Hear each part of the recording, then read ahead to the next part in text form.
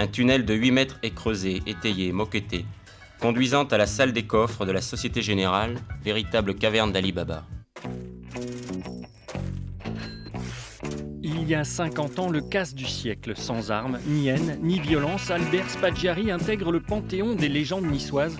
Anti-héros aussi irritant que fascinant dont Virginie Broquet s'empare avec aisance et non sans plaisir.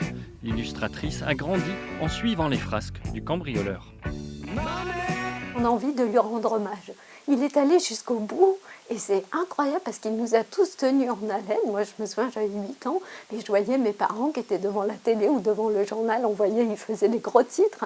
Il envoyait des photos de lui grimé à Nice Matin quand même en disant « Je vous ai bien eu ».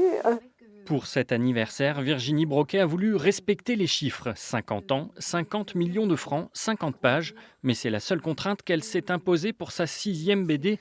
Elle, qui produit beaucoup d'autres ouvrages, redécouvre les possibilités offertes par le roman graphique grâce à ses outils, une tablette et un stylet.